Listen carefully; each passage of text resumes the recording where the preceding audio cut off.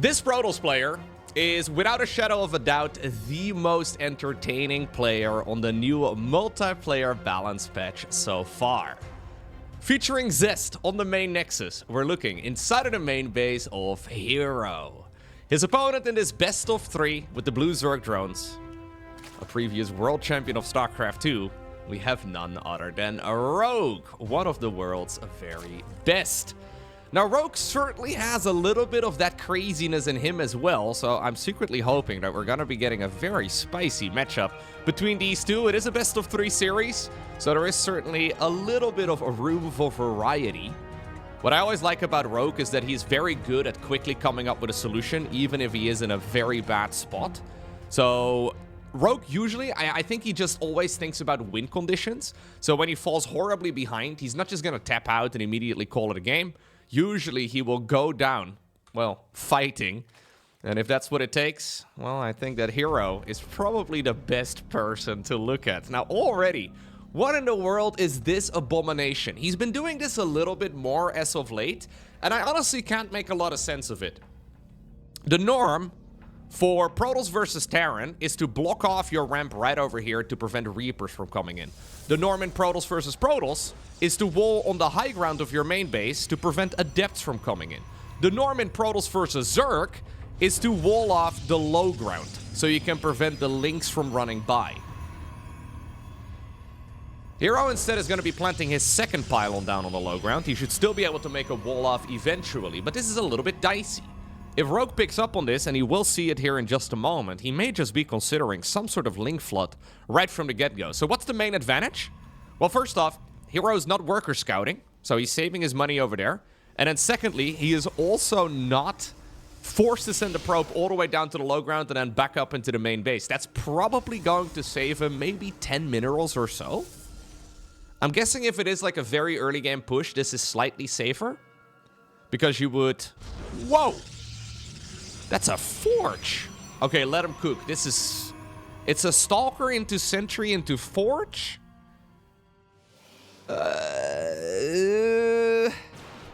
At least he's going to be able to work on that first Overlord. I guess Rogue has already seen, though, that something weird is going on. This Overlord is certainly not going to be able to make it to the high ground. Now, this is a good case, right, of Rogue being forced to think on the fly. And in my mind, Rogue is the very best when it comes to that sort of strategy. He's just extremely good at coming up with solutions to these weird problems. And usually that's, well, one of the things that makes this a difficult matchup for herO. Rogue is just so good at coming up on the fly with solutions to problems. But how do you now solve this? Do you just rush links across the map? Do you go for your normal strategy? Do you just go for a third base and macro up from there? Do you really let the Protoss player get away with all of this greediness? Now, of course, what makes this so difficult is that herO never really plays the same strategy twice.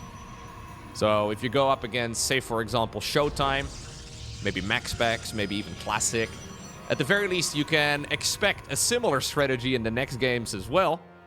But I highly doubt we're going to be seeing this again here from herO, because it is just a little bit funky. Are we going to go for Charge? Is that the idea? Charge with +1 is good, yeah. Alright. So, with +1 attacks, the Zealots will be able to 2-shot Zerglings rather than 3-shot. It's a very significant power spike when it comes to fighting Zerglings at the very least. Now the wall-off is completed. Normal timing of a third base. It's an hallucinated Oracle! Oh, I love it! Normal timing of the third Nexus with a real Oracle is 350-ish. This is herO pretending that he's going for an Oracle opener while not making an Oracle whatsoever. Now, I think he's gonna see... No, Rogue did not see the despawn. Perfect timing from herO, but that was some really fishy movement, right? Even for herO, I think that for Rogue there, alarm bells were going off. Because that is all very, very suspicious. Why did he not even try to dive into the base? It is brilliant, though. Whoa, +2. What? No. We gotta strike while the iron is hot. Roaches are coming right now. I think if we would have made a prism, or maybe a proxy gate or something along those lines that would have gone across the map right now. This is the type of attack that can do a lot of work. Zealots now get scouted. Rogue trying to piece the puzzle together. He hasn't seen a third. He's been looking around the map. He's got vision of all of the alternative locations too. 5-minute third nexus is going to be the name of the game. But the truth is that Rogue has basically gone up to like 39 workers before really making any army other than that small group of Zerglings from earlier. And now he is marching across the map. And what is the rule when you see your opponent doing something stupid? When you notice your opponent is playing the most off-meta strategy out there, what do? You just go fucking kill him. That's usually what you do. So the roaches are marching and Rogue is flooding the map with lings. You seen a bunch of speed zealots? +1 ground is done for them? I think you just send in the lings, the roaches, and the ravagers. We have an immortal coming up. We've got, well, storm at some point in the future. But herO is not even lining up a timing attack with this. So we've done all of this. We purposefully lowered our own economy. We've slowed down our income. And now we're trying to play a weird macro game based on charge? I think herO is maybe getting a little bit carried away with the creativity. One of the ravagers is going to go down. Okay, fair enough. But this is still a really scary attack here. Now you can see that the zealots, yeah, they're not messing around. Because of that +1 melee, it really does make the links so much weaker. He's warping in a stupid amount of sentries here as well. Sentries now, though, mostly out of energy. And, yeah, this is what happens. This is what happens when you go up against an opponent who doesn't flinch. Yeah. Yeah, it's... Sometimes genius looks stupid, right? And sometimes stupid looks brilliant. Or genius, I guess, to stay with my... But it's... Yeah, no, herO once more. Being the highest ranked Diamond League player on the planet. And I don't mean that with any disrespect whatsoever. But this is another one of those build orders that could have been amazing. But now turns out to be quite foolish indeed. Rogue didn't even need to do anything. I mean, I guess he played his normal strategy and just sort of made some stuff and went across the map. So he did have to do something, but that was a very easy 1-0 lead here for Rogue. Now, there used to be a very common build back in the early days of StarCraft 2. I guess it was maybe early Heart of the Swarm, maybe even early Legacy of the Void. It's been a little while. Anyway, it's when Zerg players first started going for those roach attacks. So what you do is you go up to about 40 workers, maybe 40 to 42 or so, and then you just make a stupid amount of roaches. You march the roaches across the map. All your extra gas coming in, you use to morph them into ravagers, and then you flood the map on the back of it with Zerglings. It is a very old school approach, but it's really quite good against all of the variety that Protoss would at the very least go for back in the day. Because most of the Protoss 2-base all-ins off... Yeah, they're usually done off of 2 bases, obviously, and then maybe off of 40 workers of their own. And the idea is that Zerg can get up to that 40 worker count a little bit quicker. Because they have that larva mechanic, they can pump out the drones really fast. So if you're effectively both on the same economy, but one of them gets there faster, and you can trade at least somewhat efficiently, then you should be able to just... well, not only just defend against whatever the opponent is going for, but also if they are going for something like a third base, you can just go kill them with the army that you've been producing already. So, it's a build order that makes a lot of sense. It is also something, though, that is extremely uncommon in modern StarCraft 2, because Protoss players have gotten really freaking good, especially at at Oracle Micro and all the rest of it. And Oracles alone can pretty much shut down that attack. Rogue, though, has not forgotten. He's been playing this game since the early days. And while it's a build order he doesn't have to employ all too often in, well, 2025. Almost 2026 now. Isn't that crazy? Anyways, it is nice to see that he is still aware on how to beat it. This time around, we've got ourselves a good old low ground pylon into a gateway.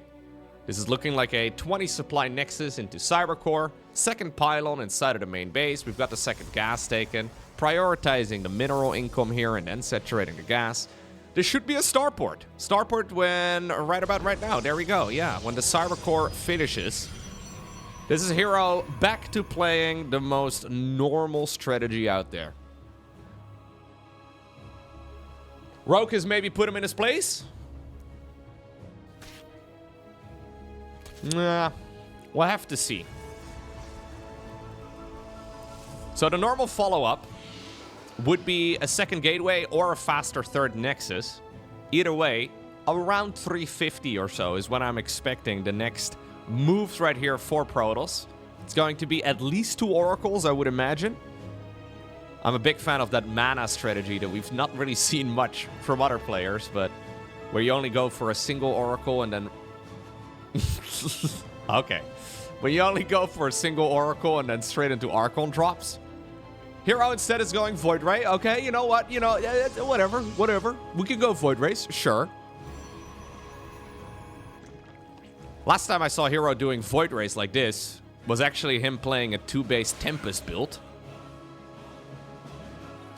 I don't think you can pull that off against Rogue. I think Rogue is just going to murder you.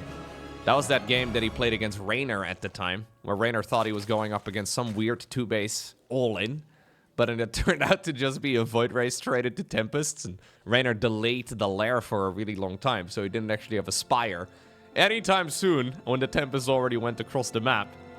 Either way, the Void Ray here is hunting down the OVs. The one in the natural expansion is ignored for now because he wants to get at least 2. He makes the beam thick right away, though. Bzz, bzz, bzz. We'll have a look and see whether or not there's any other overlords hiding nearby. They're desperately trying to retreat. Oracle, though, is going to be coming up. Number 2, that is. Queens are, in the meantime, protecting their brood, and even though the overlords are usually out on the map, they're still part of the brood. It counts. Looks like a quick +1 missile here from Rogue, judging by the timing of the Evo chamber. Could be melee. But usually with melee, we see it a little bit sooner. Okay, it is going to be melee. Maybe it was just a bit delayed. Lair will probably be starting up within about a half minute or so. So, Twilight Council into a Forge. And then, of course, that third Nexus is finishing up, which I would imagine... Ooh, Rogue actually hasn't even scouted for. I think what happened here is that he saw the probe move down to the low ground with the Overlord. The Overlord is now dead, but I think he's just making the assumption, based off of what he's seen, that everything here is indeed leading to a third Nexus. It's a pretty safe guess.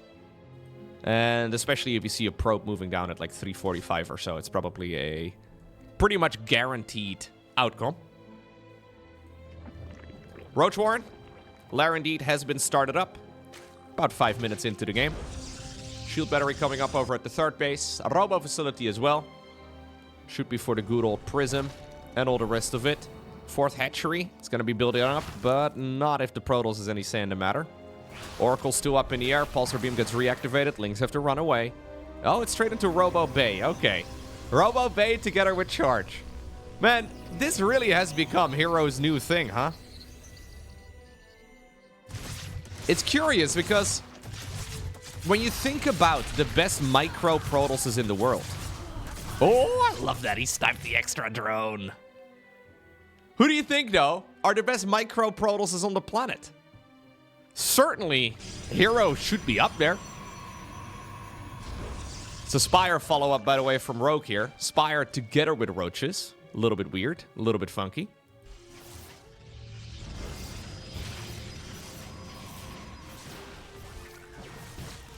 The problem with charge slots, yeah, it's not really a problem, but it's also not really much of a benefit, right? Like, you can only micro zealots up to a certain point. Like, your average Gold League player can micro zealots about as well as somebody like herO, somebody like MaxPack, somebody like Classic, somebody, right? Like, there's no real control. The only decision you have to make is when you charge, and that is done with an attack move. So, if you want to... Hello, little Void Ray. If you want to have any sort of skill expression whatsoever... I mean, obviously you can do the same thing with Oracles here, but Charge is just such a... It's such a weird composition to go for. It's also, yet again, very, very popular in Diamond League because the skill ceiling for something like, for example, Blink is ridiculous. Zealots, though, go into the main base. Pro gamers tend to prefer Blink over Charge just because the, well, difficulty is very, very different. All right, it's going to be a really, really fast Templar Archives right now after Colossus as well. Has he seen the Spire? herO is not. Wait, where is it? Oh, it's over here in the natural. I was going to say, did I see the Spire? I did, but only on the production tab. No, he doesn't know about the Spire, so mutas are out. And this is one of those things, right, that can just absolutely wreak havoc in a mineral line. Especially when you don't go Blink. So let's see. Ooh, Corruptor's on the back of this already. I guess he's seen the Robo Bay and maybe a Colossus or two. Let's see, though, how much damage these mutas can do. Old school approach here from Rogue. Back in Wings of Liberty, back in my day, before Vipers were a thing. Boomer Lowko is back in action yet again. Zerg players used to counter Colossi with Corruptors. High Templar. Oh, expensive. Archon? Archon? Ooh. Okay, the Void is going to die here eventually. I think Roach Corruptor, though, is still a unit composition that can work. You used to do kind of the same thing as Zerg, right? As we still see Terran players do with Vikings, where they usually make like maybe 8 to maybe 12 or so Vikings, right? To try and deal with Colossi. Zerg used to do the same thing with Corruptors instead. So Ro can do like a, yeah, really nice attack, I think, with Corruptor Roach Ravager.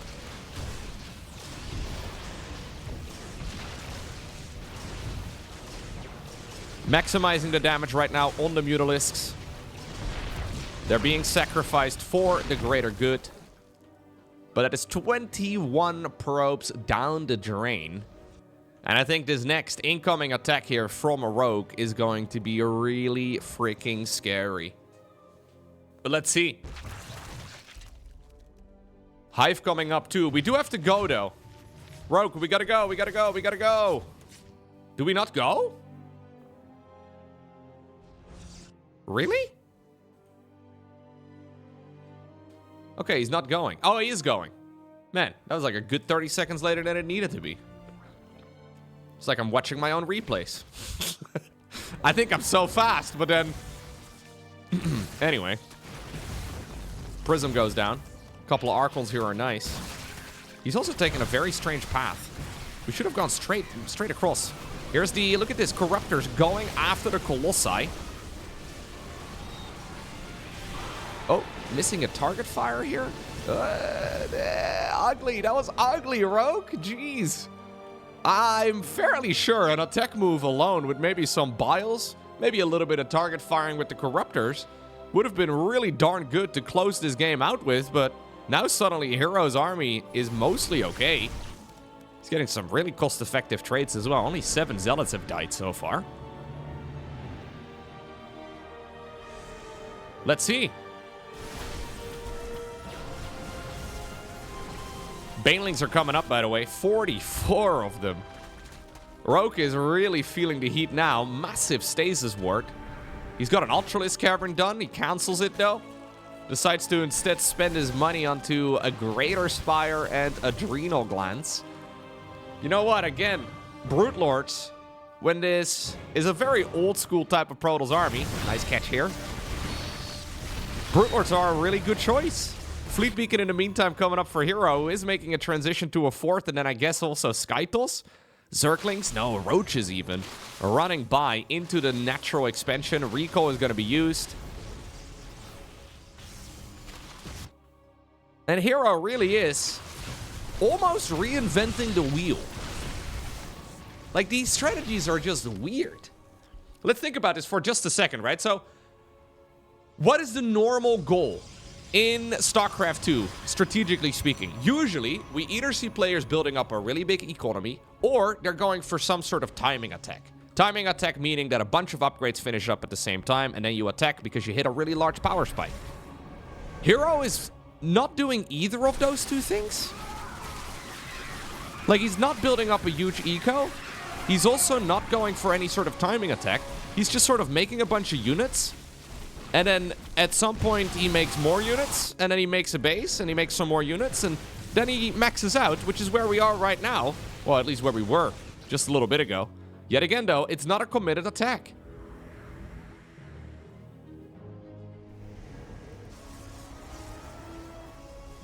Storm now coming up. He made this Templar Archive only for Archon production.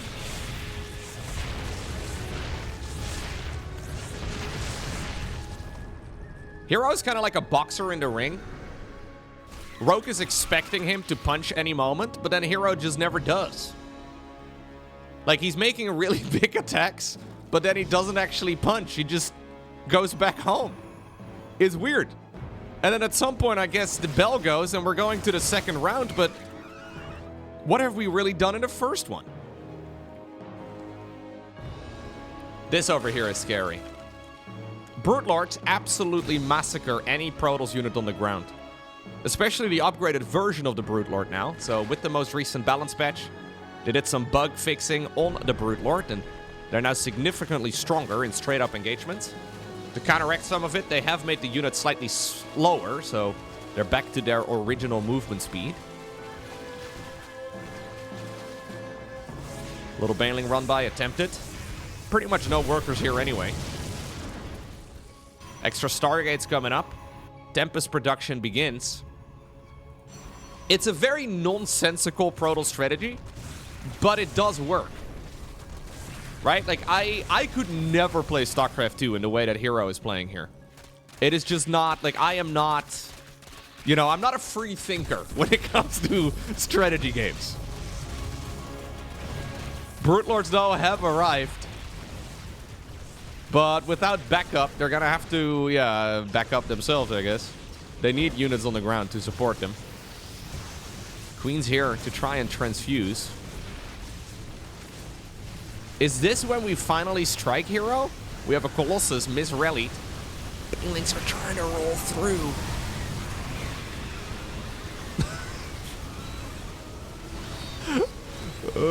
What are we watching? What is happening here? I think he just plowed through that Zerg army pretty easily. Rogue really doesn't have that much eco.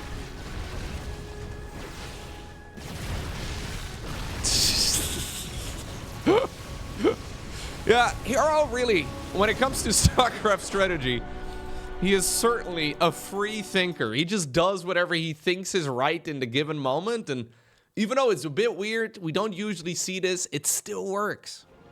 Okay, and that means that this series comes down to Tokamak, final map in this best of 3 series. herO! What is this?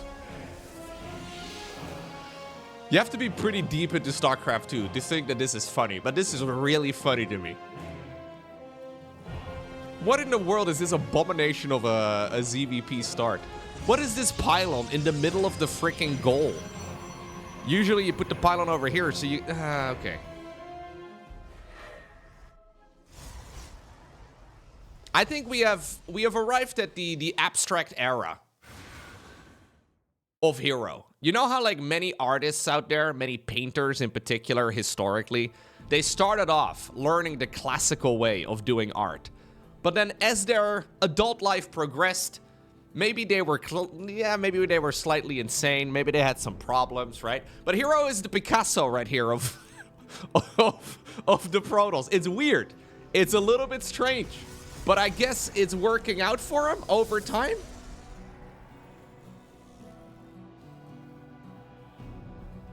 This is the abstract era of herO, and I'm here for it.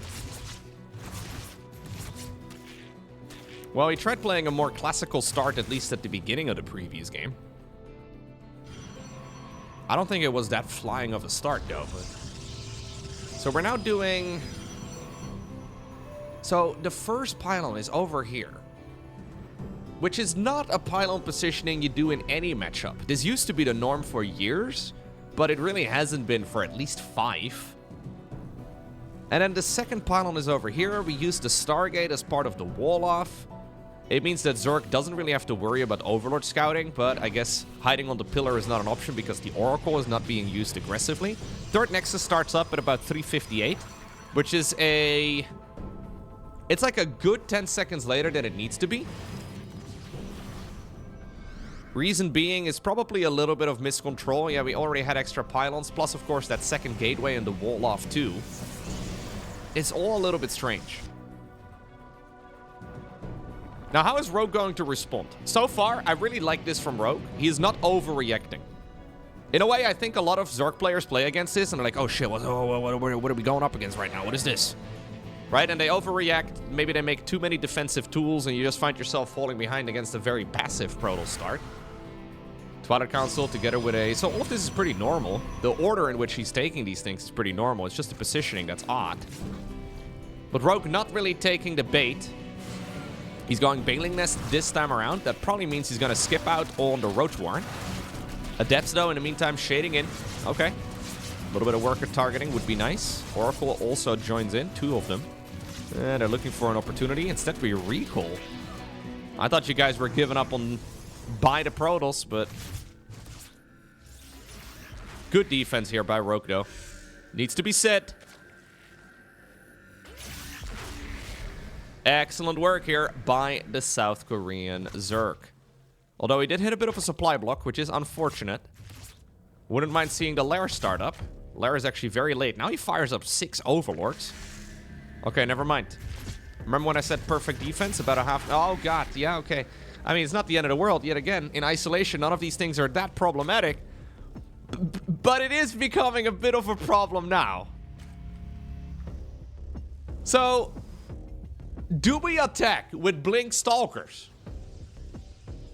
You know what Max Specs would do? Max Specs would push out when this is about 80% of the way done. With Stalkers, that is. Not with... not with a group of Adepts. Group of Adepts, though, has now arrived. A bunch of Banelings are finishing up. So he's finishing Blink. But he's got 1 Stalker. He's got 1 Stalker and 9 Adepts. 2 Adepts do get sent on over towards the 3rd. Quite a few drones are dying, though. This Oracle is having a good time as well, distracting the Queens. Man. Rogue is kind of falling apart now. The problem he runs into, right, is that I think the original plan, at least for him... Oh, we're going double Hydra then? No, that's not intentional. There's no way. Either that, or maybe Rogue watched my second channel YouTube video. In case you're unfamiliar, youtube.com/morelowko. I tried playing a double Hydra then build. It's garbage. No, is this intentional? Ah, no, okay, he cancels it at the last possible moment. Finally, those Adepts over here get spotted, and they are going to go down. Load of Stalkers, though, were warped in. 4th Nexus, in the meantime, is coming up. We've got ourselves charged together with the +1 armor. All right. Normally, we go +1 attack, but fair enough. We'll have to keep an eye out on exactly what the follow-up from herO is going to be. If this was indeed like a Showtime game, this would be the highlight of the Protoss build order.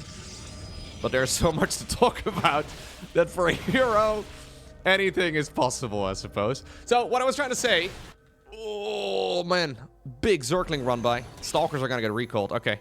What I was trying to say is that I think the original plan for Rogue was to go for a Hydraling Bane timing attack. But because he took so much damage, I don't think he can really do that anymore. He's been forced to remake his workers, fair enough. And you can obviously still try to go for a push. Oh, High Templar. Nice defense here by herO. No, don't lose the Templar. Don't lose the Probes either. What? Okay, we pulled the Probes into the Banelings. That is one of the plays of all time. 8 workers, though, is very recoverable. But yeah, I think this is the right play here from Rogue. So, original plan was to go a Hydraling Bane push. He lost too many drones. He was slowed down a little bit too much. And that means that now the new plan is to go a Hive together with a Lurker Den. And then I'm guessing maybe a Nidus network or something along those lines. Maybe some Vipers.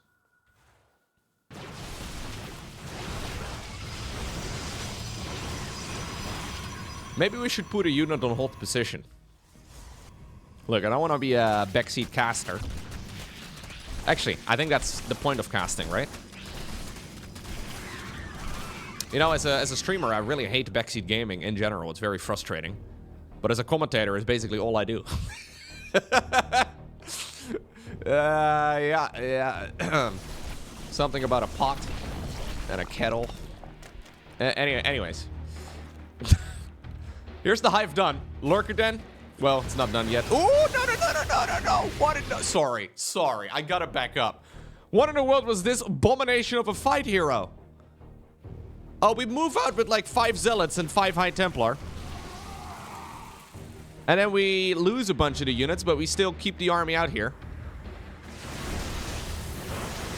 Oh, no. Oh, no. Well, that's really painful for Protoss. Suddenly, all the Templar are gone.